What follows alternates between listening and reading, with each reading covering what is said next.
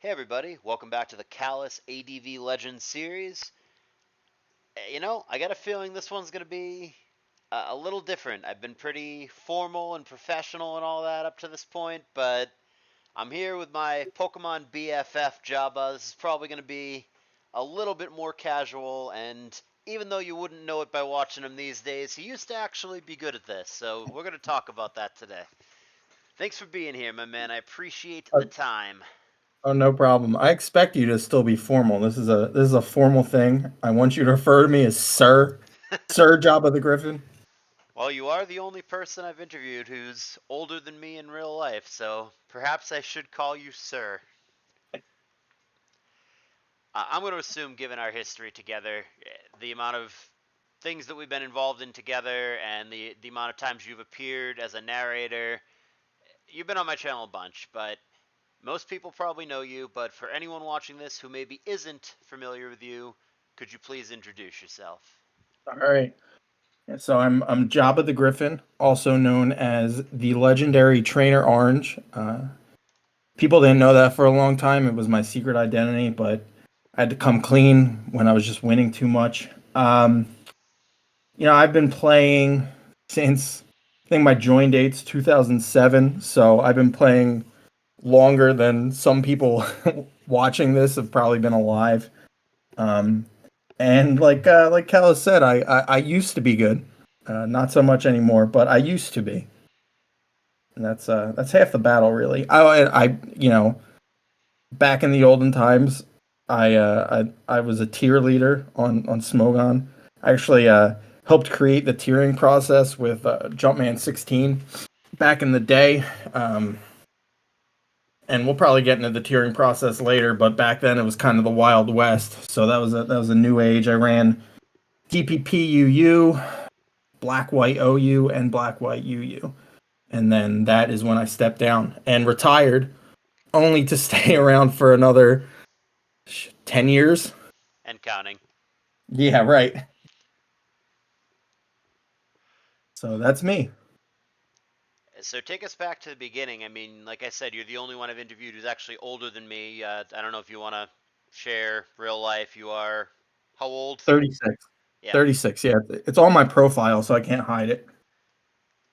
and But American, for those of you who can't tell by the way that he talks. yeah, from Joyzy. Yeah. Yeah, I mean, take us back. I mean, you and I probably have a similar origin story as far as Pokemon. How did you, before the competitive aspect, how did you get into Pokemon? And then what eventually led you to wanting to get on a simulator and play competitively? Yeah, so I mean, I think like most people that probably got in the game, I started playing on cartridge. The only difference is that I started with which one did I start with? Red. I think I was a red guy. Me too. So that was the first game I played. That was back when I was 10, I think. That came out. I remember I lived in the I lived in Philadelphia, so I lived in the city. And when I was 10, we moved to the suburbs, and it was like a whole new world. And I remember the first day walking up and all the kids were playing Pokemon. And I'm like, what the fuck is Pokemon? I never heard, not a single kid at my school before then even talked about it. Now I go there and everyone's playing it. Everyone was playing that and Yu-Gi-Oh! I remember I bought, the first Yu-Gi-Oh! Packs when they came out. But Same. yeah, yeah. But I remember I took $80 of allowance. It probably took me 16 weeks to save. I think I was making $5 a week allowance, and I went down to the GameStop and bought a box of Yu-Gi-Oh cards. The But Yugi and Seto Kaiba starter decks, I remember those. hell yeah, man, Lajin, the Mystical Genie of the Lamp. That was the best card in the game. Um, yeah. So then, I also I played a little bit of competitive. It's interesting because I think I was around 14. I think it was my sophomore year of high school. I think Net Battle was out.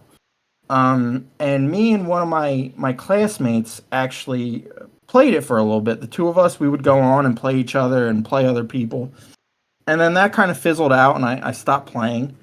And then I joined a Game Facts board. If you guys know like the yearly contests, I don't know if they still do them, But back when I was a teenager, they had this yearly contest where people would vote for their favorite video game character, and there was this message board, and it ran all year round. And it was, looking back, it was one of the strangest places on the internet because they were very obsessed with, their image in the community, and they would take the voting on their favorite characters into voting on their favorite users. So it was kind of that kind of culture. And I remember one time they started a Pokemon tournament, and I saw that and I was like, well, shit, I played, on Net Battle like 4 years ago. I'll sign up for this. Maybe I still got it. Um, and one of the people who ran the tournaments, his name was Dekar TKB. Um, I remember him one day. He was playing. I don't know how I remember this because as we go through this interview, you're gonna find out I don't remember a lot, but I remember this specifically. I guess it was the moment my life took a turn for the worse. Um, he was playing a monotype battle, and after the game was over, I was like, "What the fuck was that?" It was like, "Oh, it was a monotype tournament on Smogon." I'm like, "What is Smogon?" And so he links me to Smogon, and I join up. Me and a couple other guys, like the dealer, who had a hand in the invention of Superachi, which is kind of funny looking back on that. And legendary Kurt, who no one here will remember, but he was a hilarious figure at the time. Um, Joined up together, and then I just kind of stuck around. Um, you know, all those people have gone by the wayside, and I'm still here. And what was the current generation at that time? It was ADV, but it was the tail end of ADV. It was like I can't remember the exact month. I joined in January, and DPP released, sometime that year. So it was the very tail end of ADV. So at that time, were you? I mean, you at some point have mained everything. You played DPP for a long time. You played every OU at some point. You played lower tiers. You've done it all. But did you consider yourself at that time to be an ADV main? No, no. I I don't even know if I'd still consider myself an ADV main, but I I don't think I considered myself an ADV main until Callus Invitational came So around, much, probably. much later, despite playing it in SPL with success. Yes, yeah, because so when I joined SPL 1, I played ADV, but that's because back then we were kind of running out of people who wanted to play ADV.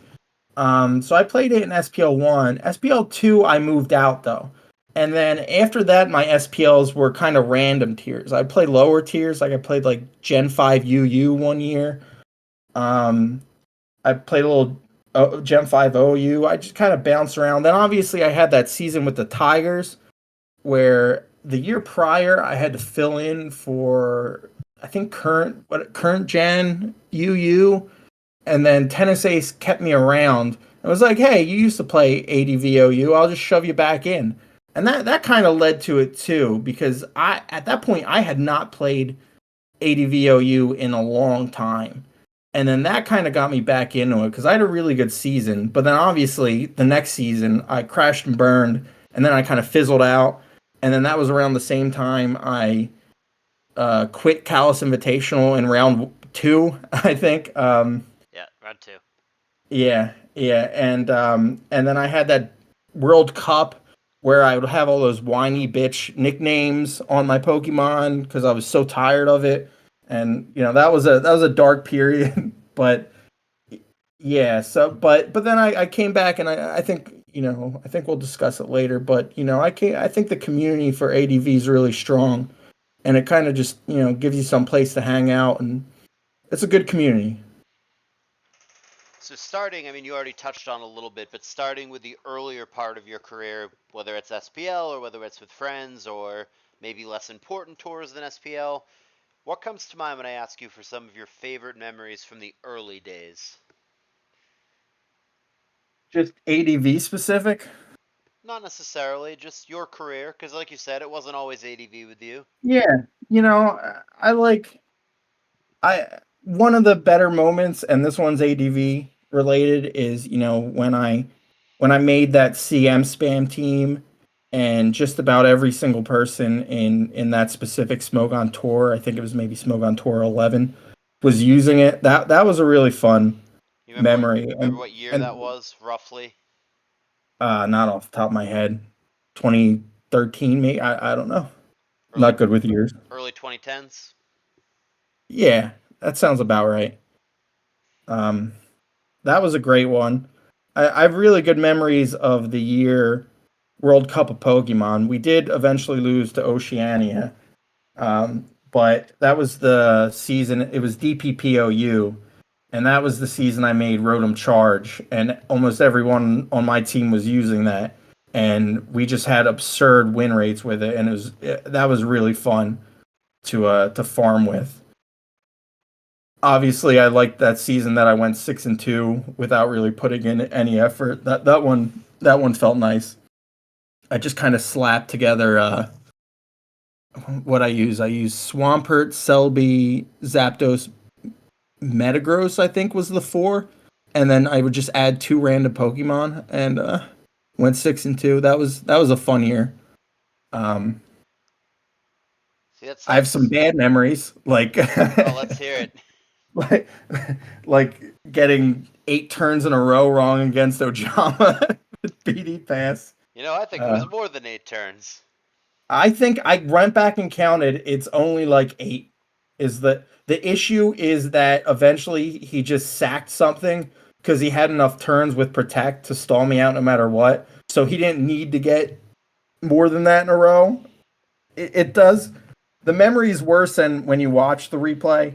Because I brought this up a lot. I've had worse losses than that, but that one definitely stings for sure. That one's just well known, but yeah, I'm sure there's other games that frustrated you more over the course of a long career. Yeah, I always bring up when this comes up. I lost a World Cup of Pokemon match, Gen 5 OU. I had the win sealed. My last Pokemon was Sharpedo, and obviously, when you're using Sharpedo, you need to protect once to get the speed boost. And all I had to do was protect and then click my attack to win. And I forgot to click protect. So that one still sticks with me, even though no one else remembers it. This was before Pokemon kind of became a spectator sport the way that it is today. So it was kind of and replays weren't even shared or posted or whatever. So nobody really saw it. And so I think if I recall correctly, I just went back to my team chat and told them I misclicked. I'll we discussed this other story as well years ago. I've got you on video, but since we're here, I'll rehash. Do you have a spatial rend story as well, Java? Oh my god. Oh, I forgot about that one. Well, I didn't forget about it. I just forgot I mentioned it to other people. That was a tour, a Smoke on tour. That was back when OU, Ubers, and UU were the three tiers in it. And obviously, I was trying to make a run as I did back then. Not so much these days. Um, and it was an early round, and it was against a good player, and I had the win locked up, but I just had to hit a spatial rend. So I missed spatial rend, and I may have been drinking at the time. Okay, and so I go to the guy after the match and I say, "Hey, man, if you give me the win on that one, I'll let you play on Team Metro." Now, in my defense, I was gonna let him play on the team anyway because, like I said, he was good. But I was trying to carrot stick him, and so he did give me the win. I don't know if I mentioned that he gave me the win. But then a couple weeks later, Aeolus, who was the head administrator in charge at the time, messaged me and just absolutely blew my shit up. And he was like, "This is so unprofessional." He's not wrong, but at the same time, I'm doing free labor for your website. Let me be an idiot I was every gonna once in a say, while. context being that like you were part of the staff at this time. I don't know if I was staff yet. I didn't become staff until late DPP or early Black and White. They they pushed for me to not be in staff for a very long time, and Wonder why. it it's been yeah, it's because I was very abrasive. So I drank a lot. I was in college during all this time, and so I would drink a lot, and then I would come on IRC and I would call the administrator, Great Sage, who is now disgraced because he tried to break off and make a new site with Kathy. Um, I would call him words. I call him a retard. I'm gonna say that. I'm gonna I can get away with that. Um, to his face, I would ping him to call him that. And this was before I was staff.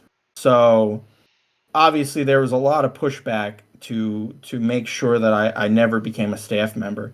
And then everyone probably already knows the Setsuna story where they fired me from staff, and that whole log, where Setsuna goes, "Don't tell me what to do." That was a pretty big one for a while, and then that was hilarious too because Chaos had been away from Smogon for um, 5 years, if not more, and he suddenly comes in out of nowhere and he's like, "No, you're not demoting Jabba. I like Jabba." I was like, "This is the funniest shit ever, man." Haven't seen this guy in 5 years. Comes out of nowhere to be my Superman. It really shows you the different times. I mean, a lot of this stuff, like the Spatial Ren story or pinging someone to call them a retard or whatever. I mean, it would get you banned today. It really was a different time on Oh yeah, Smogon. 100%. Yeah, yeah. I'm not saying I'm proud of it. That's just who I was as a person back then. Oh Um, yeah, I think no I think no judgment. I'm simply illustrating the pretty big difference between I modern think everyone that Smogon. yeah, I think anyone that knows me today knows I've calmed down a lot.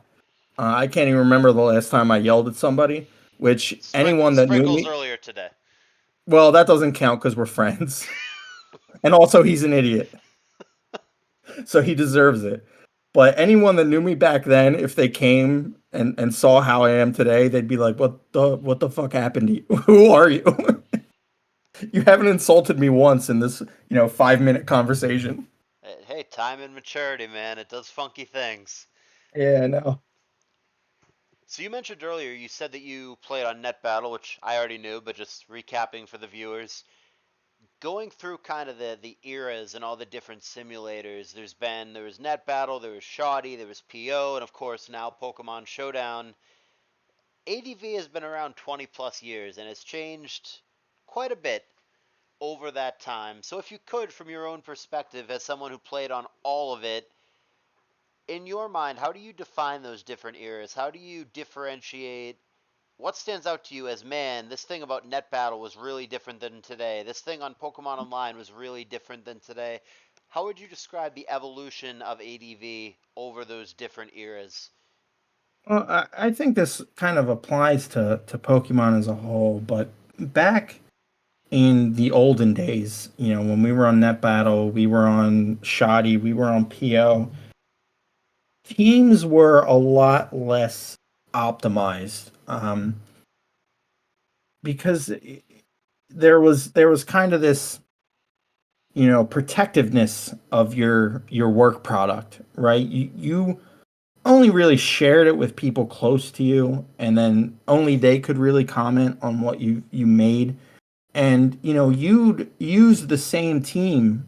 So say SPL1, right? I used the same team every single week, and that's pretty much what everyone was doing, in every tier. These things were private. Logs weren't really posted, and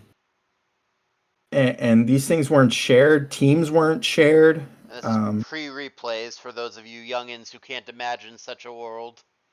Yeah, okay. I still can't. I have I'll have this conversation with people sometimes, and it's so funny because I think I've had this conversation with Paisley actually, because you look at those logs from back then, the logs that would be generated by PO or by NetBattle, To be very clear, and for those of you who don't know what he's talking about, when he says logs, he means logs. He means literally it's just just text. text.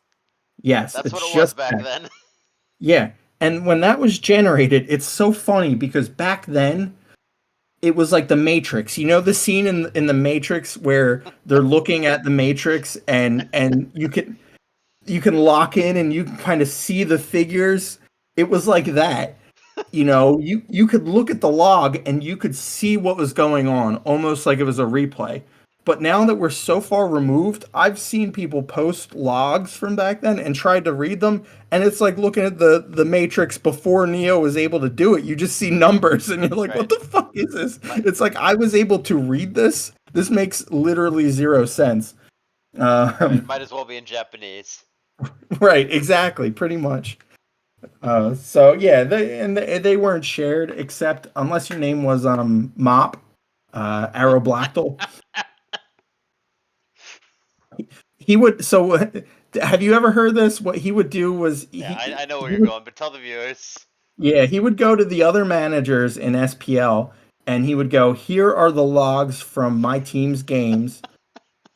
Would you please trade me the logs from your Uh, team's game so we can counter team our opponents this week?" no, that's a real thing. It's like as much as I'm laughing, that was back in the day when information was not as available the way that it is now. This is before replays, this is before scouters, any of that.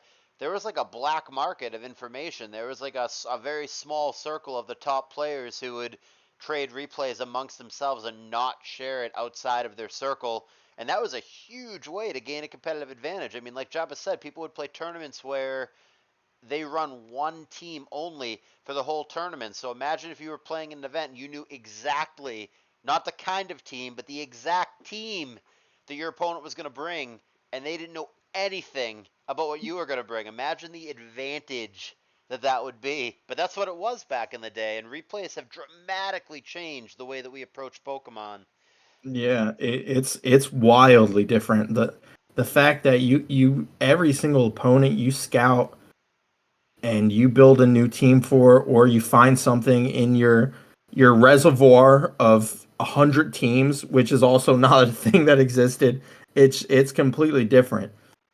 Um, but yeah, where we had a base question, we kind of rambled off. It was the eras of Pokemon. So Yes. yeah, so that was a very unrefined period for all the reasons we just listed. It was kind of the Wild West, just people throwing shit at the wall. Teams didn't really make sense. They didn't have cohesion. Obviously some sets to this day have stuck around just because they were so powerful, but you see a lot of new sets that didn't really exist back then. Like even just something stupid like Mixments. I can't remember playing a Mixments in 2007. That's just not something you would see. It was usually CB, and now you got people calling CB bad. So it's like completely different. And then you transitioned and so that was the earliest era, and then SPL we still played it, and I'm pretty sure we're still playing on Net Battle, and it was kind of just the same faces playing, me, Goofball, G80, Vil, etc. The same people you would have said were the best ADV players, 5 years, or probably not 5 years, but 3 years ago. And then it kind of died. That was really the only ADV we were getting was kind of that very low effort SPL ADV. And I think the when Tour finally went back to three gens instead of three tiers, I think we kind of saw a revitalization of ADV. Um, and obviously, that's the era that I made CM spam, and things kind of evolved from there. And then you saw a lot more evolution in the metagame, more akin to what you see these days, which, shout out to ADV for always evolving. And I think that's one of the reasons I stick around, even though, I wasn't a mainer really. One of the reasons to stick around in ADV is you can't load up a team you built 3 years ago and still hope it'll be good. while in other gens maybe, depending on what they've banned recently. So then you had that era. Um, and then after that is kind of when I fizzled out, and I missed a big era, I think, in ADV, or people would call it a big era, I think, and that was kind of the UD beer lover era. I missed that completely. I don't think I played a single game of ADV during that period. So I completely whiffed out on that one, and I do not know what the fuck was going on during that time. I don't know who was the best. I don't know who was even good. And then I came back. I think around CI 5, right, is when I did the plans. And so then that's the newest era for me, and I think ADV's kind of been similar since then. Do you think you mentioned ADV changing, not being able to bring a 3-year-old team? Do you think there's still room in ADV for innovation 20 plus years later? Um, that's a good question. I think, and so I play a lot of lower tiers, and I think this was on your cheat sheet. um, uh, but I play lower tiers for one reason, and it's because I like building, and I don't get a lot of building out of OU these days. Um, and I feel like in lower tiers you can build a lot, and there's a lot of room for innovation. And I like looking at a tier and seeing, hey, this thing's not being used, but I think this specific set could be great. So you make a team with it, and then you win, and you feel really good. That's a good feeling. I think a lot of OUs, including ADV OU, are kind of in a spot where it's like it's not so much innovation, it's more meta shifts. I mean, you look at players like Mana, right? And Mana, it clearly innovates, but I don't think it's for everybody. I think if the tier were open in that sort of way, you'd see a lot of people, crafting new shit.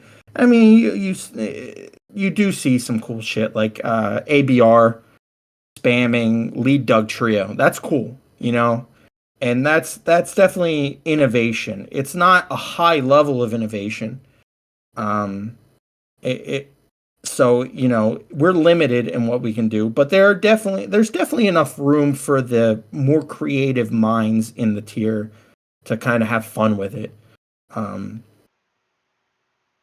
but it like I said, it is limited at this point in the game's life cycle. I'd say ADV is more about shifts and what's good at a specific time. You'll see something like Virgin 5 come in for a little bit. You'll see, Superman wannabes pop in for a little bit. And then, people will counter that with a specific style, and we'll kind of see these cycles. But there's not going to be broad range innovation like there are with unexplored tiers. You mentioned a little bit earlier, lower tiers have come up a couple times. I know that you played RBY at one point, played DPP at one point. You've dabbled into everything.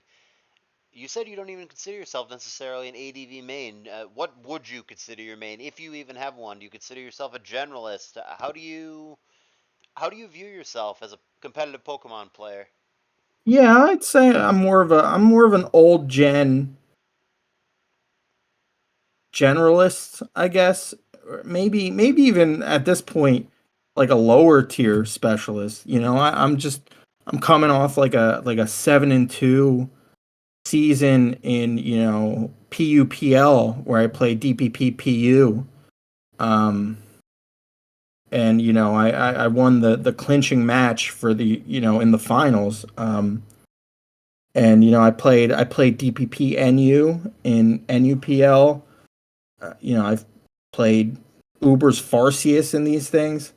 So yeah, at this point, and that's where I play my best, honestly, in these kind of unexplored tiers, because I feel like my vision is a lot better in those for what I can build and what I can bring than it is in the OUs, where I've kind of fallen back into being more of a pilot, unfortunately, which is something, to me, 5 years, maybe 5 to 10 years ago, somewhere in that span, I would consider pilot a bad word, an insult, but that's kind of where I am in the OUs. So, and I'm an adequate pilot, but those I think are where I more shine these days. So with ADV specifically, what are some of the accomplishments that you think our viewers should know about? What are some of your proudest moments? And at your peak in the tier, on your best day, how good do you think you are? How do you think you stack up against some of the all-time greats? At my peak in ADV, I mean, if they're not allowed to bring a counter team, if they're only allowed to use teams that were usable at the time, I think my peak with CM spam, I could beat anybody, you know. um, but my ADV peak, I actually don't personally consider my ADV peak to be that high. Obviously when I was in SPL, I was probably one of the top 5 players in ADV, top 10 at worst. My peak in DPP, I think my peak in DPP, I could beat anybody. I think at one point I would have considered myself the best in the world. That one year, where I was the captain of Metro and I was playing our tiebreakers and I was winning some of the most clutch matches of my life. Um, and I was just, toying with people. I think at that point, that was, between 2009, 2011 in TPP, I could have beaten anybody. Um, my ADV peak, I think, is lower. I know some people rate me high, some people rate me low. I think of my best, and there are flashes, I think, too, which is interesting. I don't know if we're getting into this later or not, but, you know, how long I've been playing and where I am now in my career, it's just, I'm obviously a different player than I was, 15 years ago. And I'd say, from my perspective, the biggest difference is probably my floor. Back during my heyday, I didn't have a low floor. I wasn't going to wake up one day and just be absolutely garbage at Pokemon, Um, but these days, it's a low floor, and some days I walk into my games, I click accept challenge, and I am just 1300 elo, and I know that, and it's unfortunate, but I'm still around and still playing because I know some days I wake up and it's the opposite of that. Like that CI6 run was something that if you'd asked me a few years ago before that run, I didn't think I would be capable of those games. And so I think that run gave me a lot of confidence to just stick around because it was like, wow, some days I still have it, so I might as well fucking stick around because, one day I might wake up and just play like that. Um, but I usually don't. You mentioned earlier being calmer, more mature, just kind of growing as a human and all that good stuff as you've aged. And I know from our personal relationship, our private chats, that this game really frustrates you sometimes, as is the case with everyone. But I mean, with you, I know that you've told me many occasions, that's it, I'm done, I need a break, I'm not coming back, or this next tournament is my last tournament, I'm sick of this, whatever. It feels like you have genuinely, in the moment, been really upset or really truly intended to quit, walk away from the game quite a few times. But here we are, still playing. What do you make of that? How have you learned to cope with your frustration with the game and not let it bother you so much and not storm off and have it, ruin the next 2 days of your real life? It was bad at one point, but you've really calmed down, like you said. How did you manage that? See, that's a secret, Callus. I have not managed it. I'm I'm still that guy. I cannot with a straight face tell you I've calmed down and handle losses and things like that a lot better. Maybe a little bit better, but not a lot better. I still I still, if I lose a game, I'm still thinking about it for hours, and I'm still pissed off. Especially if I throw. If I throw, I'm in the worst state in the world for the longest time. I'm so mad at myself. I'm a very competitive person, at my core. I get competitive with things that shouldn't be competitive. And that's kind of how I've always been. So I don't like losing. The only losses these days that I take a lot better than I did in the past, I would say, are ones where I get lucked. Because when you get unlucky, that's just what it is. That's what the game decided was going to happen today. You can't do anything about it. Just move on with your life. But the losses where I play poorly or I throw, I, they still affect me a substantial degree. And I still, am walking around my house pacing, going, I'm quitting. I hate this game. I suck, blah, blah, blah. That's just who I am. I've just learned kind of that it's a temporary thing. I'll feel better in a couple hours. Well, You know, that's the real question, right? Because like you've told me that you're quitting many, many times, but you haven't quit. What keeps you here still? Age 36, married, father, career. You're a busy dude. What keeps you here? well, like I mentioned this a little bit earlier, I really like the ADV community. I like hanging around there, and there's really no reason to quit. I'm busy, but I have free time, and it's like, what else am I doing in my free time? Might as well play, Pokemon, right? Sometimes I overcommit myself, and that's when it kind of blows up in my face. Oh, But as long as I I feel that. Yeah, as long as I keep it in kind of like maintenance mode where I only have 2, 3 games to play a week, it's not that difficult to just hang around. You're not going to play at your best because you're not getting enough reps in. But if you just want to hang around and play, and I think something like Mushy League is great for that. The expectations are low. You don't have to come out and play amazing. You can meme if you want. So that's great kind of for that. That culture is great for people who just want to play. um, but like I think I am winding down to a certain degree. I don't, I played a lot this past year. Um, I was in a lot of team tournaments. Um, I'm doing classic right now, and I do think I'm winding down though. I this week I only have like 1 or 2 matches, and they're team tournaments that aren't the highest stakes in the world.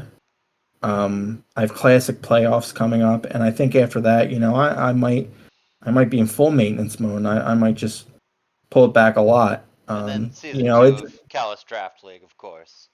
no, I don't think I'll play that. What?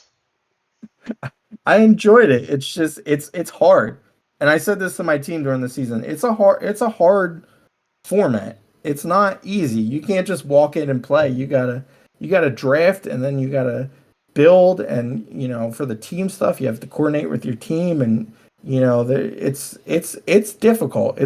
The one-on-one I think is very difficult. I think you added the kink, right, where you can choose to play team or one-on-one. Maybe if I was only playing team, I might join again because I like that format better, and it's a lot less maintenance You guys to watch. manage. I'm getting it on the record. He'll play. Oh, okay. If you say so. So you mentioned that you don't build so much in OU these days, maybe in lower tiers, but I know you're really proud of the CM spam team, which is still maybe not the exact build from way back then, but some variant of CM spam is still very viable today. One of the builds that ABR made, for example, very, very high success rate in tournament play. But bringing it back to you, are there any other teams, concepts, sets that you think that you kind of did first or popularized that you think you deserve credit for? And ADV, I don't know, man. I mean, before CM spam came Superachi, and I popularized that and made it a thing. Um, and that was irrespective of CM spam. Like my I can recall actually off the top of my head, I can remember my SPL1 team.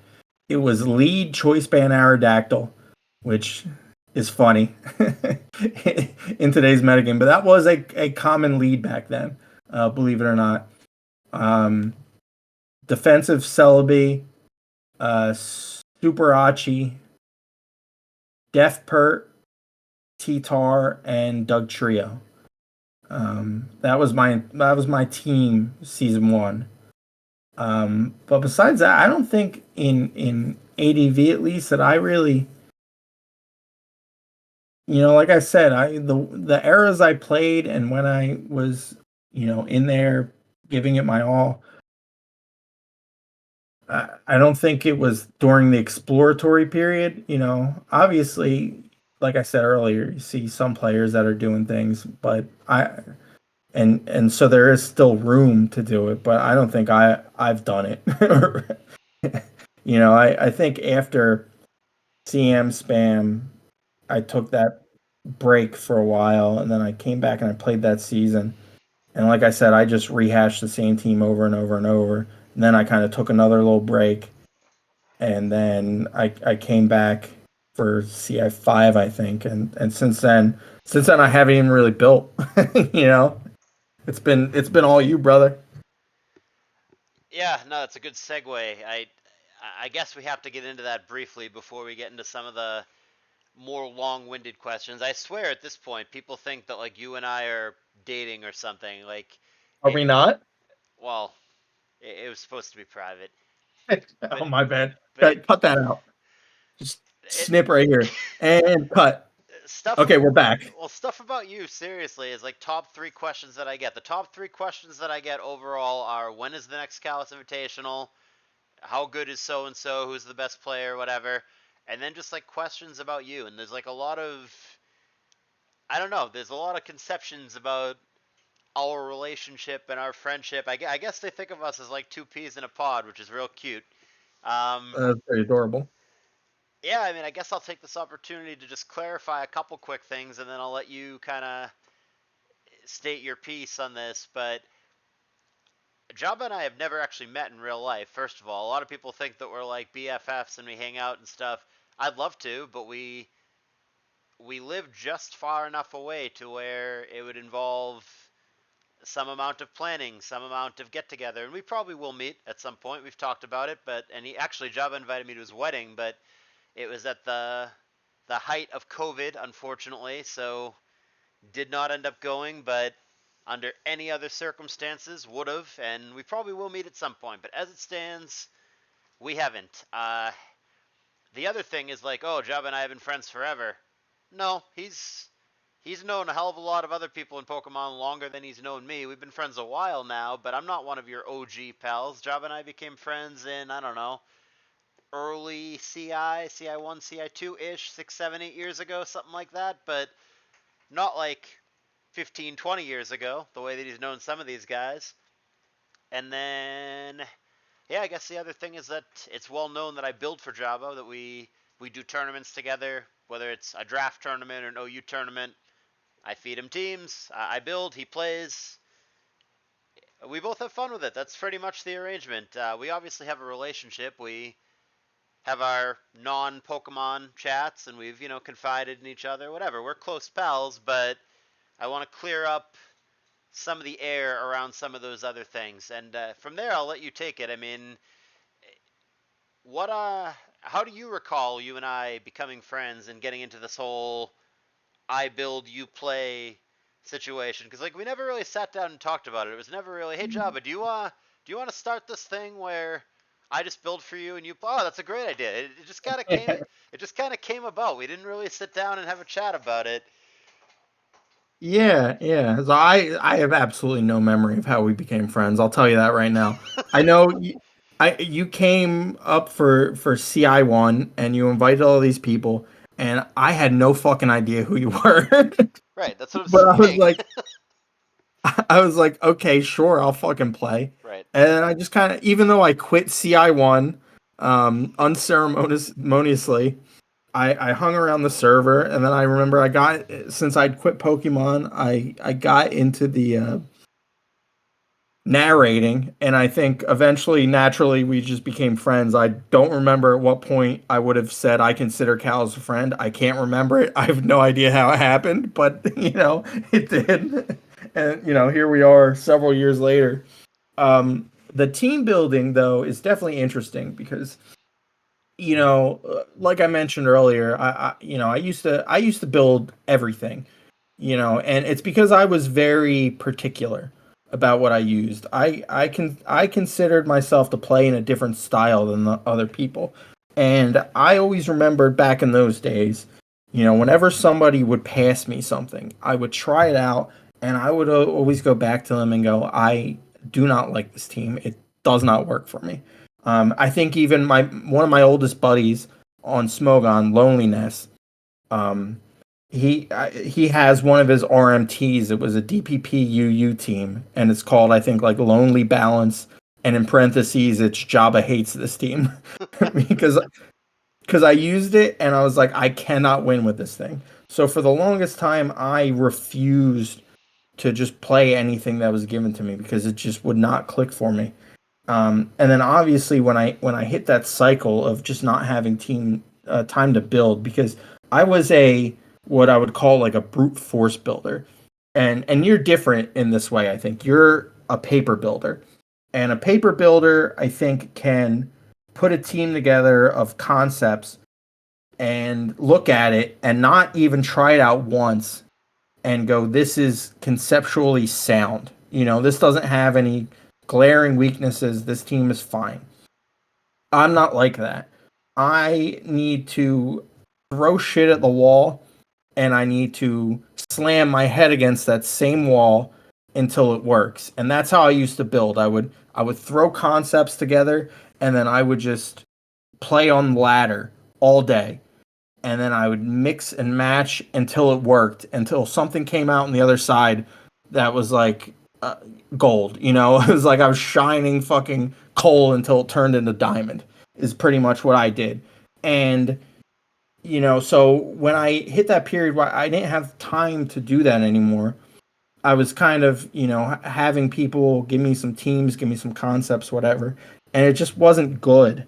And I wasn't playing great with it. And I remember I forget which CI it was where you maybe built or passed me the first team you ever passed me, and I remember I was playing these games, and every time I used something you passed me, even if I lost, but usually I would win, but even if I lost, it felt more natural, I would say, than playing other teams that have been passed to me, you know, throughout the ages, and so it just kind of kept going and kept snowballing, where it was like every time I used somebody else's team or something that was passed to me, it didn't feel great. But then I used one of your teams, and I was like, this feels a lot better. And so, I think it was by like round 3 or 4 of CI 6, I was just like, fucking, just build me everything, man. I'm tired of playing this game. Just build me everything, and I'll fucking use it. And then, so I think since then, that's kind of been the arrangement we've had, and it's, I think, been mutually beneficial. I've definitely won at a much higher clip using your teams than I have using teams that have been passed to me. Yeah, I just want to quell the notion that Jabba can't build or isn't a good builder or any of that. That's total nonsense. I want to be very clear that Jabba doesn't just play because he can't build, and I don't just build because I can't play. It's just a matter of convenience for both of us. We're both old and busy, and Jabba's in fucking 8 tournaments at once sometimes, and I like building more than I like playing, so it just kind of works out. I don't mind whipping something together real quick while I'm at work. It takes me 20 minutes to make a team. It's not a big deal. And then he plays. Works out great. And when he wins, which, like he said, pretty good rate, then that just kind of reinforces it, and we keep doing it, and the cycle continues. That's pretty much the arrangement. But like I said, all these like weird we had a conversation about this. It's a strategic partnership. That's not really what happened. It just kind of just kind of came about. All right, now that we've cleared all that up, let's go back to your ADV SPL adventures. You were playing at a time when a lot of big guys at Roro, BKC, Ojama, Dexa, Undisputed, Tama, M Dragon, a lot of big name guys were playing ADV at that time. When you look back during that era, is there a player that you really looked forward to playing against, enjoyed playing against, and why? And then, of course, on the flip side, is there someone that you had a really hard time with, that you have a terrible record against, that you did not like playing against, and why? So, something that's always stuck with me is, and like I've said, I don't have the best memories, but I always remember when I was in SPL and I was matched against Dexa, I would always look forward to it. I think that was always my favorite game of the season. I really respected him as a builder and a player, both of them. Some people build crazy shit, can't play it. Some people play well and bring the most boring shit in the world. But he was always going to bring something interesting, and it was always going to be, I think, a hell of a match because he was going to play out of his mind. And so and contrary to the next guy I'm going to mention, we'd split pretty evenly, which is also important, I think, to looking forward to a game is knowing you have a chance to win. And so I always looked forward to that game. That was my always my favorite game of the season was playing against Dexa. Um, and someone who inspired similar feelings was probably Undisputed, but he would beat me more than I beat him. So I actually, similar players, but he would always eke them out. And so I would look forward to that one a little bit less. But I did always think it was fun, even though I knew there was probably a greater than 60% chance I was going to lose that match. As the players I didn't look forward to, I don't want to name names, but I will say there's one specific player in my head. I'll give you one guess at it, and if you get it wrong, we're moving on. If not, I'll admit it. And I always thought I was better than him, and that alone is going to make me feel like an asshole if you get it correctly. And no matter what, so we've played in multiple generations, not just Gen 3. And every single time we played, he would get lucky. He would luck the shit out of me. And I always felt like I played better, deserved the win. His team was always the most generic, boring shit in the world. And I'd always end up with the loss. Who is that player? This is it's on the tip of my tongue because I swear that you told me about this before, but I'm super not remembering who it is. I'm gonna look at the CI player list right now and see if You anything didn't you didn't jogs. expect to get asked the question, did you, Callus? No, and it's bugging me too because like I said, this like oh, all right, I have a name in mind, but it might not be right. And I'll say it's not Roro because I know a lot of people associate Roro with luck. I don't feel that way against Roro. I actually have a fun time playing him. I think our games are good. So it's not him. No, I'm going through the list real quick. I have a name in mind. I also don't want to be wrong and spread Yeah, throw misinformation someone here. under the bus. I know it's tough. Well, you put me on the spot. I'm putting you on the spot. Who is it? Is it Dice? Nope, I guess I'm it's wrong. not Dice. You'll have to tell me privately. No. I swear you've told me this before. I don't remember the answer, but I know It's that you someone I have a mentioned this before. very long history with. Like, I mean, we were playing games back in 2011, 2012. We're playing a lot of, we played each other a lot in DPP. Is it Tama? Uh, no, Then no. I'm not sure. You'll have to tell me privately after. All right. Interesting. $5 to anyone who guesses in the comments. Man, DPP, Osgood, ZF, Tama. Man, I'm gonna really have to go down this rabbit hole. August. I'll have to go down the list. But back to the matter at hand. Man, I'm gonna be thinking about this the whole time. I'll type it to you in the chat so it doesn't ruin the rest of the interview. Okay, yeah, I'm gonna have to focus up here. BKC, I can't believe it. That's not what he said, so we're clear. All right.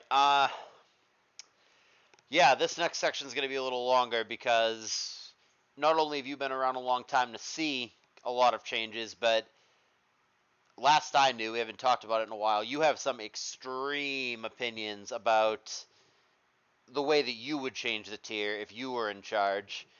Mm-hmm. I guess we'll start with that as opposed to the bands because some of your stuff is pretty wild. Yeah, You're I on was. the record in a previous video years ago when we did whatever Pokemon talk it was that you would remove critical hits from Pokemon if it were up to you. Yeah. Do you still feel that way? I don't know. I don't really have any strong opinions these days. Probably, you know. Um, and I've been on record on Smug on there was a PR discussion about that, and I was one of like the 6 people that voted to remove crits out of 100. I just I always felt, and obviously I don't feel this strongly about this kind of stuff anymore because I'm at the twilight of my career. I don't really care what Smogon does anymore. But my opinion always was that we're not the game. We're a simulator, and we're a independently run simulator by just a bunch of dudes that are working for free, playing the game that they love. And we already changed the mechanics of the game. There's no such thing as freeze claws. We changed how sleep claws worked. We removed acid rain. We invented this. Well, it's not an invented term, but we pulled out this term authorial intent to go. Well, they didn't mean for this, so we're allowed to change the mechanics here. It's just so stupid. Listen, we can make this game better. There is absolutely no reason in the world we have to play what Game Freak gave us. Game Freak is an incompetent developer, has no idea how to balance their game. They're making a shitty game for kids. And you look at their most recent installments, their graphics are like 20 years behind the time. The game barely runs on launch. They have no fucking clue what they're doing, but they have a good base of a product, right? And I don't think there is anything that has ever scratched the itch that I felt, the first time you double switched, right? And got that correct. There's no other game that I've found, and maybe other people have, but there's no other game that I've found that absolutely masters the simultaneous movement. And that's something unique to this game, and that's something I think makes it special, and that's part of the reason I'm still around. It's a good feeling when you get predictions correctly, and it's a feeling that you can't really feel in like similar genres. Competitive card games sometimes turn into solitaire and shit like that. It's not the same, even though, at kind of a base level, they're similar. This is a very unique thing, and I think we could take this game and we can make it better. We can make it more enjoyable. And that might alienate people who just want to click, Giga Impact with, Giraffe Rig at 800 elo. Sure, they might not want to play anymore.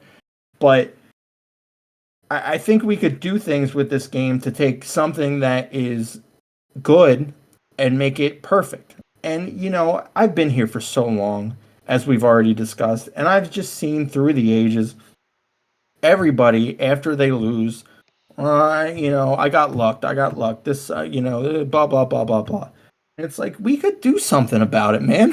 Why don't we make it so next time you can't lose to that bullshit? We don't have to do this. We do not have to subject ourselves to the nonsense mechanics of this game. We can change them. Nobody's out there telling us we can't. We can remove critical hits.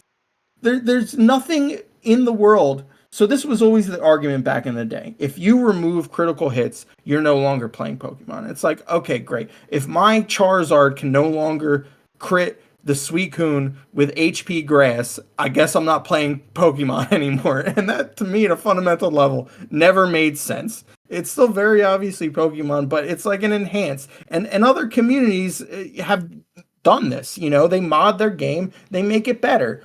But Pokemon has always had this inherent we don't want to change the mechanics unless we do. And that arbitrary line in the sand has always pissed me off a little bit too. It's like we'll do this, but we can never do this. And that's enough of my rant, but that's just how I feel on the subject. I feel like we could make this game better if we wanted to. Yeah, I mean, I don't know that I personally would remove critical hits, but I do see uh, at least some amount of validity to your argument and to the fundamental of it. Like, if you want to, instead of take the word mechanic out of it, because that's what throws people off. A mechanic is an inherent part of the game. Take mechanic out of it. What about just playing the game in a certain way in tournament conditions? For example, in Super Smash Bros. Melee, even though items are a core mechanic, a very intended, deliberate part of the game, in tournaments, you just play with them off. There's no items allowed. There's no bomb drops. There's no hammers. There's no lightsaber swords. There's just no items. You just turn them off. You're still playing Super Smash Bros. Melee or whatever Super Smash Bros. Game. You're just playing it a little differently, but it's definitely still Super Smash Bros. And I don't know why people can't view Pokemon in that way. If you were to just Yeah. like, okay, leave critical hits on the ladder, then it doesn't matter. But how about in a tournament? How about in SPL? We just click a button and we turn crits off. Aren't you still playing Pokemon? You're just doing it in a tournament setting where the rules are a little bit different because the games matter a little bit more. I'm open to an argument like that, but I agree with you that I don't think most of the community is willing to even consider viewing it in that No, way. no. That's I'm an overwhelming minority. It's not even close. It's sub 10% probably agree with me, and I'm fine with that. It is what it is. Well, how far do you I just go with it, right? Because you don't just want to remove crits. I mean, like, do you allow freezes? Do you allow flinches? I mean, it, I would if it were up to me, all right, and so you handed over Pokemon to me, yep. Soul and you Decider said Jabba. Yep. make this a more competitive game, I would completely change the mechanics of how moves work. And I've had discussions about this, and it's a way to make things like status effect still exist but be balanced, and Let's hear it. maybe so like for instance, you have flamethrower, Yep. right? Yep. And it has a 10% chance to burn. It does. What if you clicked a button, kind of like a Z move, right? In Gen 7. You click flamethrower, you can burn once per game, right? Something like that. There's a lot of wiggle room with how you can make this into a competitive game that keeps things like status effects, which I think are very important to the game, but makes them something that are not luck based but skill based. I was gonna say, if anything, that sounds like it might add a new layer of strategy that isn't currently there. Right, exactly. And this is something I've been over with people like this had to be like 8 years ago now. I had this discussion, and we had a lot of good discussions. I think there's a lot of room to look at this game and turn what currently exists as luck into something that's a new level of strategy. And I think that's something that we could have done. It's too late now. We're beyond all that. This is something that should have happened early in Smogon's life, cycle. If it's something we wanted to happen, now it's just a fun, mental exercise. Like, how would you fix luck in Pokemon? Sure. you But know? now we're falling back on precedent, and the longer it goes, people go, "Well, we've never done it this way. We have all these tiers that don't do it like that. It's too much to go back and change it." You think the ship has sailed on that? Oh yeah. I don't even think the ship was at the port, honestly, because not enough people would have agreed. But if there was even a small number of people who supported it, this had to happen 15 years ago. So,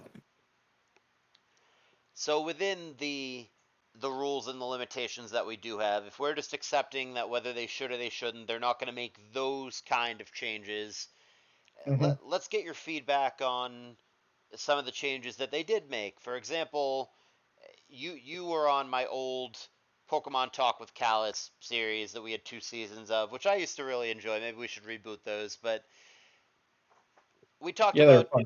yeah, we talked about bans. We talked about banning policy. We had discussions about all these kinds of things. Sandvale was a big one. We had a whole video on Sandvale.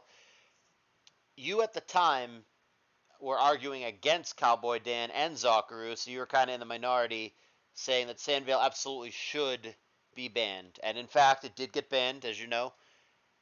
Has your position changed on that? Do you think that was the right decision? No, And no, that was 100% correct. I have always been since like day one that Sandvale is should be an extension of evasion clause. And I still stand by that today. And I think almost all the tiers have made the right decision. I think even DPP um, banned Frostlass because of Snowcloak, you know, and for similar reasons. I think that's the least of DPP's worries, and their tiering is absolutely god awful, but that's not the point of this video we're doing right now. But I do think that Sandvale and later on Snowcloak, those are clear cases of violating evasion clause. so, dipping into the complex bans argument real quick, some of the other people that I've interviewed for this series have expressed that they would have been open to a solution like, well, yeah, keep Cacturn, but like no substitute plus Sandvale or no boosting moves plus Sandvale. They're open to complex bans like that. You don't agree though. You think on principle, because it is an evasion ability, if we're going to have an evasion clause, it should just not be there. Is that correct?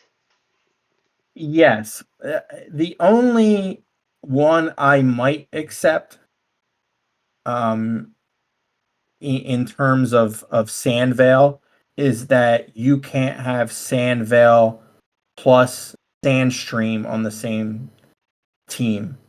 And I think that covers the evasion portion because you're not providing your own evasion. And I've always kind of been of the position that if your opponent provides something for you, that's on them. Um, that's a less reason to use Tyranitar because now your opponent might have a Pokemon that can evade 20% of the time. That's on you. You brought something for them. Um, they didn't bring it themselves. So I do see that as a viable option. And obviously, teams that don't use Tyranitar handicap use Tyranitar plus Cacturn are handicapping themselves a little bit more too. So that's another reason. But that's the only I think complex ban in that situation that I would think is a viable option. So, as far as blanket banning evasion, do you then think that Bright Powder or whatever the other one is, Lax Incense, should those be banned? Yes. Yeah. Just on principle. You're not arguing that they're too powerful, just on principle. No. They violate evasion clause, which I think is a good clause. It's not like I'm saying they violate evasion clause. I don't have an opinion on evasion. I think evasion clause is a good clause, and I'm glad that it's been something that's existed since I joined Smogon. I just think it's been applied inconsistently over the years in a way I don't like. And I'm glad that in a lot of ways we've moved towards making it a lot more consistent. But I do think those items clearly violate evasion clause and should be banned. And likewise, one hit KO moves you would not bring back. You hate luck. You hate that 30% of the time your thing Oh just no, they're just dies. they're actually that's not luck. They're just broken. Actually, is the issue.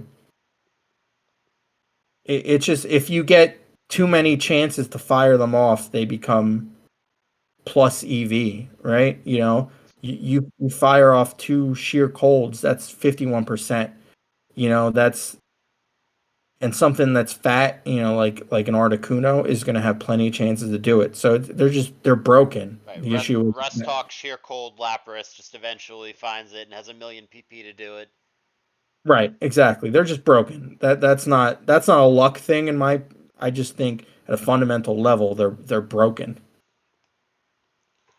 So how about some of these baton pass changes? Because you were playing back in the day when full on five pass, Yeah. ingrained Smeargle, the whole shebang Yeah. was part of it and was legal, and it's gone through a number of changes and nerfs, and it's now, I mean, a player who only started in the past couple years has absolutely no concept of what we're talking about. Baton Pass now is nowhere near the level of busted that it was at one point, and I guess what is your reaction to that? Do you think that like Baton Pass back in the day, the old ingrained Smeargle stuff, did it need to be addressed? Is it just part of the Oh, game? Oh, 100%. It was completely busted. And a lot of people listening to this might not realize it or understand, but the culture in old Smogon was a lot different than it is today. Today, it's kind of a win first over everything. But back then, there was a lot of community shaming. So something like BP was completely busted. The full chain passes, they're broken. Um, but there was kind of this mutual understanding between the top players that we don't bring it. We don't use it in real matches. That we're better than that. You'll Kind of like a tacit agreement between upper yes, echelon players.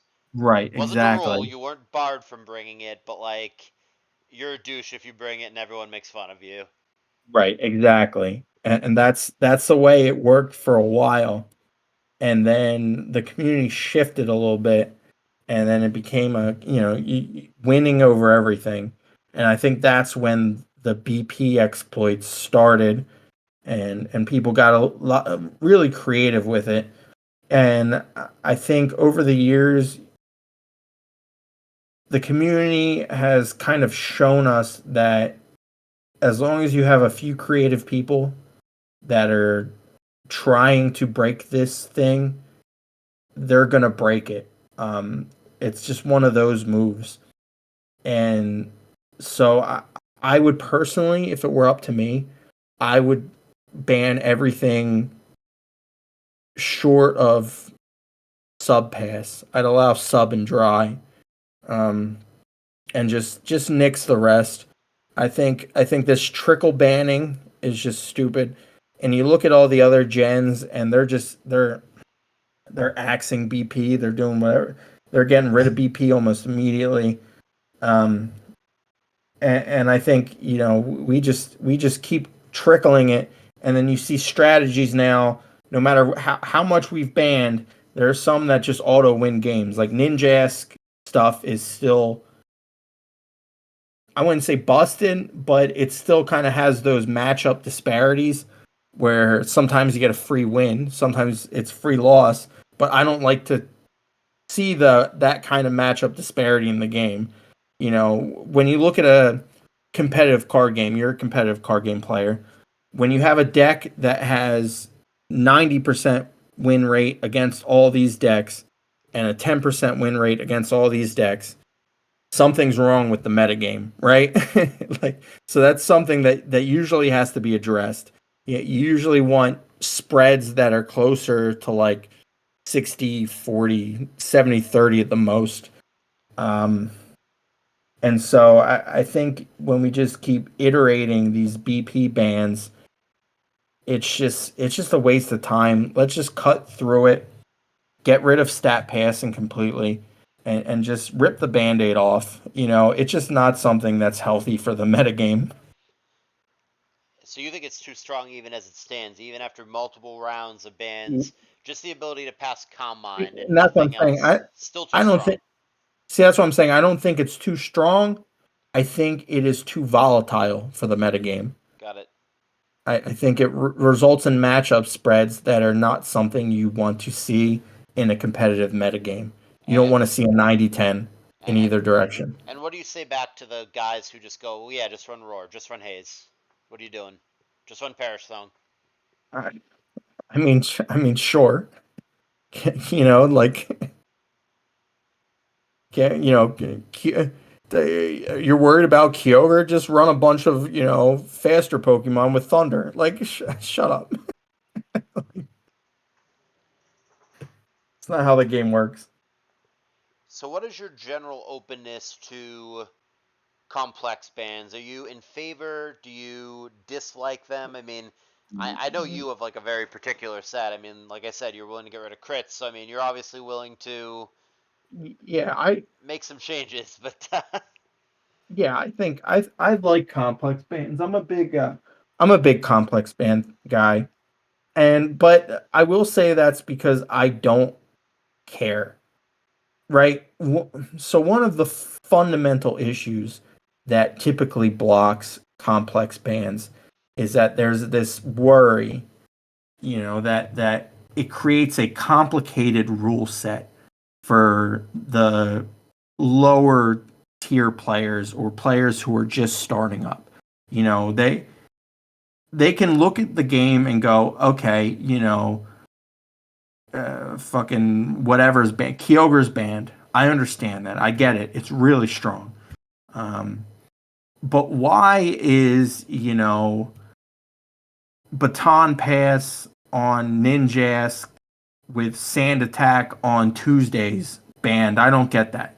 So it creates this. It does create a complicated rule set for newer and lesser players, but I don't care. I do not care about them whatsoever. I care about making the most competitive metagame we can play. And I think the best way to do that is through maybe not liberal usage, but moderate usage of complex bans. I'm not saying ban Latias plus, Calm Mind or something like that, or Kyogre at level 70, but things that are clearly only broken because they're paired together in a specific way.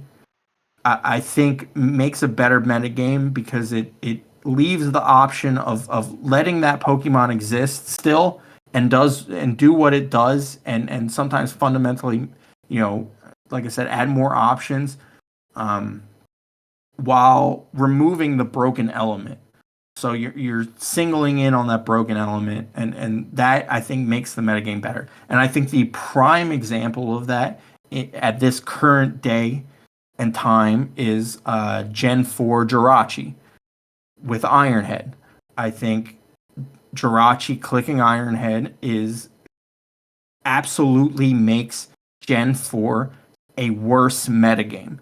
But I think the existence of Jirachi is good. I think it does a lot of good things for the metagame. It's a good steel type that can play defensive and it can play offensive. But the issue is that Ironhead is busted. So if you just removed Ironhead, just picked it out of Jirachi, you would substantially improve the metagame. But there's this huge resistance to it because there's a resistance to complex bands. There always has been, and I think I was around for this. I think a lot of this stems from Gen 5, the beginning of Gen 5. And I will say we were caught with our pants around our ankles. All right, we went two gens. Our only permanent weather was sand, and sand's not busted. It just cancels out lefties. It's not broken. It doesn't fundamentally alter the game. But permanent sun, permanent rain, that fucks shit up. That like makes an entirely new game, and we had no idea what to do. We were completely lost. So Alderon made the infamous Alderon's proposal. What if we banned, Drizzle plus Swift Swim? And I think even to this day, the repercussions of that decision have left this kind of scar on Black and White OU. And I think the people who play it are still very unhappy with the metagame. And I think that has kind of soured the view on complex bands since then. So I think we as a community have been hesitant to do complex bands because of that. And that's my opinion. I might be wrong. It just might be the whole, new player, etc. thing. But that is my position. Having lived through that era, I think that's kind of left a scar in the community in how we view complex bands. Yeah, no, I think you're onto something there, and I think that people are change averse in general, and I think when something's been a certain way for a long time, they're weird about removing it. I hate the argument. Whether you like complex bands or not, the argument that I've always hated is that it's overly confusing or overly complicated. There's absolutely no logic in my mind, no way in my mind that you think that players are smart enough to play Pokemon, understand EVs, understand natures, memorize what all the moves do, all the added effects. They can understand all that, but they can't understand Pokemon X cannot have move Y. That's too complicated. Jirachi Especially, Jirachi let can't me have know. Iron Head. That's too confusing. But EVs, natures, all the moves, all the matchups, that part you can I, understand just fine. I will also note that the way Showdown works makes it even easier because you build your team and then you click Find Battle and the window pops up and it says Team is invalid. Jirachi can't Jirachi have can't have Iron Iron Head. Head. Right. It's like, okay, I know that now, I guess. It's not.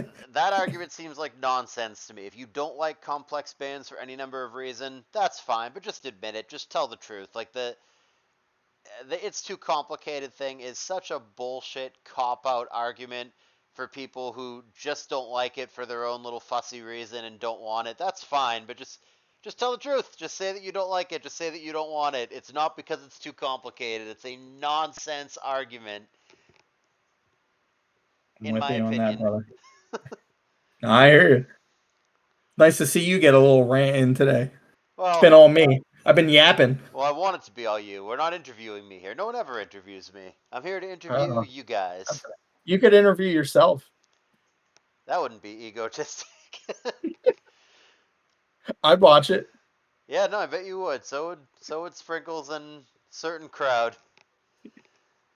All right. So my favorite question of all these interviews, because like I try to customize these interviews to who I'm talking to. Obviously, my questions for you aren't the same as they're going to be for somebody else, and vice versa. But I ask this question every time because it's like the single most common question that I've received over the entirety of my ADV career. So, Java, please define your criteria, your personal criteria. Everybody has a different idea what it means as to what constitutes the greatest ADVer of all time. And then, of course, the big question, who is it? And obviously that's a most asked question for a reason. It's interesting, and I think Pokemon is a volatile game, and I think the most boring answer you can give is whoever has the most results. Because results don't tell the whole story. Like, if we were just going to go results, we'd say Linear, right? Linear is the best ADV player of all time. He won CI twice. He made the finals. He's clearly one of the best. But for me, you know, in all this time I've played, I think how I define the best player is somebody that absolutely puts the fear of God in you. They give you this sense of existential dread. Like they are literally sitting behind you over your shoulder, looking at what you click, or they can read your mind through the, internet connection. Oh, so so To me, so Kevin Garrett then is the greatest oh yeah, yeah, ADV Kevin player. Garnett. That's funny. A Please lot of people continue. aren't going to get that one, No, but but we're not I know that we're you not did. going to explain it. Please continue. So for me, I think there are some players specifically that stand out to me that when I would play them in the past, I would almost be afraid because I'm like, how the fuck is this person doing this right now? Like, are are uh, are they literally watching me? Have they hacked into my computer? What the fuck is going on? To me, the players that stand out for having put that fear in me are Veteran in Love at his peak. I swear to God, he read me like a book for 10 turns in a row one game. And since then, I've always been scared that he's, in my backyard watching me. Um, I, IPL, um, before he was a known Go ahead sexual and predator. go ahead and give the long name there for my newer Uh, viewers who have no clue who the fuck that is. Imperfect Luck. That's a net battle Um, player for you youngins.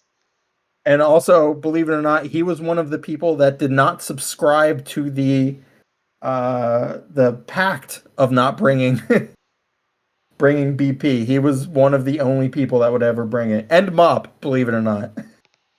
Um, Another BKC. I definitely have played at points and been like, "What the fuck is going on?" Um, and those are really, the three that stand out to me as I've had a moment like, "What the fuck is going on? This doesn't feel right." And I also think there's another tier of player that's not, they're not going to out predict you every single turn. They're just it almost feels like it's an uphill battle to kill all six of their Pokemon. It doesn't feel like you're starting at 6-6. It feels like you're starting at 5-6 somehow. And you're just kind of like, can you just let me kill something? Like, come on, like, can you help me out a little bit? And I think currently Fakes is probably the best example of that. Whenever I play him, I'm just like this. How the fuck am I supposed to kill all six of these? He just won't let me. He won't let me make any progress. Over the years, other players like that, Asta, definitely one of those players that felt like an uphill battle to kill everything he had. Ojama was another player. Obviously, I have to say Ojama wasn't the first category because he fucking soul read me 7 turns in a row. I feel like kind of be fucked up if I didn't mention him. Um, Undy was another player I think that I put more in the second category. I never felt like he was soul reading me, but we'd be 20 turns in or something like that, and I'd be like, how am I losing? I felt like I've played okay, but he's beating me right now. Like, where did this one go wrong? I kind of missed the point in time where I started losing. Um, so that's how I define. I think those two categories are kind of like a good way to describe it, and they're definitely different sets of players. I definitely prefer to play the second one because you only need like one turn of luck to beat those ones. You get one crit and you're like, okay, now I can kill everything. The other guys are like, no matter what happens, you're getting your ass kicked, and it feels terrible. It feels bad. It's like you feel like you just loaded up Showdown for the first time that day, and you're like, oh boy, let me play my favorite Pokemon. Like I'm gonna ask you a new question in the same vein, in the same ballpark. If you had to pick just one ADV player and you cannot pick yourself to represent you in a best of 15 match with very high stakes, if that player loses, you lose your house. Who would you choose to represent you? One player at their peak, not today. One player in their prime to represent you. If they lose, you have to forfeit your house. Who would you choose to represent you? at their peak, I would probably go Veteran in Love or Imperfect Luck. Yeah, Um, those are fine choices, and those are not choices that have been mentioned in these previous interviews. But again, I it's can it, imagine. No, no, it almost nobody you've interviewed probably played those people at their peak. correct. It's just before Imperfect their time. luck. Yeah, Imperfect Luck was in my mind the best Pokemon player of all time. I think he was always ahead of the curve on team building. So I think if you imported a 20-year-old Imperfect Luck to modern times, he would he would be the best player by a significant margin.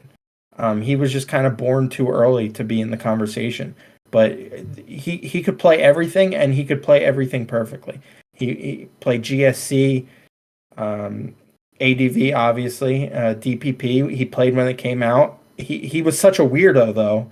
When DPP came out, he started playing Smoke on Tours under an alt because he didn't want people to know who he was because he got anxious and he qualified for tour playoffs and they found out it was him.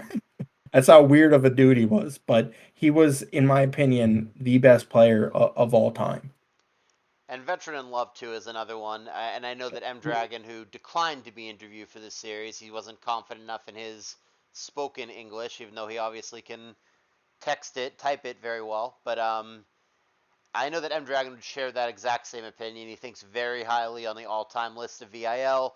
I only got VIL at the tail end. I met VIL Yeah, for the but first. I I Bill met. was fucking hooked. He was cooked. It felt hard to watch. It must be like people who were fans of me watching me play in these tournaments. Well, I met VIL in the early Pokemon Online days. I met VIL around 2010, 11. He was still definitely good at the time. One of the top Yeah, players, but not prime net battle VIL, where this guy was just another level. And I think that half the people watching this don't even know who the fuck it is, are probably hearing about this player for the very first time in this video. And even if you do know who he is, you look back at the last SPL he played, which at this point must be 7, 8 years ago, and you go, "Oh, what did he do? He went 5-4, 4-5. Man, what's so special about this guy?" right. You That don't was it. understand. That was The dude's like 40 and successful and not playing Pokemon at this point in life. But back in the day, he was linear before there was linear. He's just as creative and he was just as dominant during his era. I swear. I have it burned into my memory. I had a choice band Flygon against him, and I had a click where if I made that click, I would have killed something on his team unless he made the absolute correct prediction. He made it at least 10 times in a row, and I did not know what the fuck was going on. I was like, how is he doing this? Because I would mix it up. I would make the same click 2 times in a row. I would bounce around to random shit. I'd pretty much be flipping a mental coin, and every single time he got it right. It just did not feel like I was playing a human being, and I don't think I've ever felt that way since that game. And I'm glad because if I played a game like that frequently, I would have quit years ago because you cannot sustain that sort of mental pressure of just being absolutely mind read for that long of a period of time. Now, Veteran in Love He was special. he was unbelievable, and I really that's one of my only regrets because the Pokemon community has come a long way. It's still in a good place, like you said, and the overall skill set today is very good as well. Most of our history is well documented. When you say names that you talked about, BKC, Ojama, whatever, people know who that is, even if they're not that active anymore. But a lot of people don't know those really old players. I wish that part of our history, the Imperfect Lux, the Veteran and Loves, I wish that was more well known among the younger player base because these guys were a foundational part of where we are today. They were really, really good. And like you said, maybe 40-year-old Imperfect Luck wouldn't hang today or wouldn't care enough to hang today. But if you time warped 20-year-old VIL or Imperfect Luck into the game today, they'd be more than fine. They would be among or the literal top players. And I think that concept is probably lost on the younger generation. Yeah, certainly. So what's left for you, man? Like I said, you are on the wrong end, pushing closer to 40 than 30 at this point. You've got a career, a wife, a child. You're busy, and you feel that you are past your Pokemon Prime. I mean, I'm not trying to kick you out, man. You are my Pokemon BFF, and I hope we can keep doing this. But realistically, what's in the tank? I mean, how much longer do you see yourself playing this? I, at a high level, probably not that much longer. I think I'm running out of free time, and I think this past Gymvitational really showed me, you know, that I'm at the end of my life cycle in Pokemon. I tried really hard into Star Master. I got a little bit lucky. I won that set. And then the next two weekends, I barely had any time to do anything. I was planning a baptism for my child, or one of the weekends was the baptism. Had zero time. I had to sneak in a game, could barely play. The next weekend, some other stuff was happening, and it was just like I can't really play high commitment things anymore. I think I've kind of that window's closed, and it does make me regret a little bit. I think I had more time over the past few years to play high commitment tournaments, but I just kind of got lazy.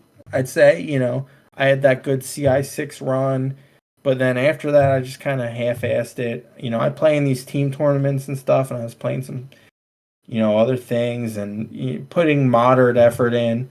But now I'm at the point where even moderate effort is kind of outside the window of what I have time for these days. So, I'm playing like I mentioned before, I got classic playoffs coming up, and I think after that I'm going into maintenance mode. I'm not quitting. I'm not one of those people. I'm terminally online. I'm a terminally online 36-year-old. That's who I am at a fundamental level. I'm never going to sign off Discord and not be there the next day. Like some of these people do, like Ugly Duckling or people like those, Mickmer.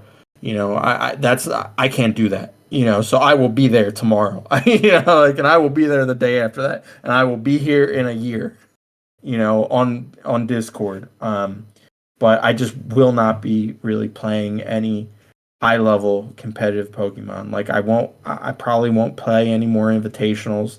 I'll just play, Mushy and whatever me and, the WDYM crew. Shout out WDYM crew.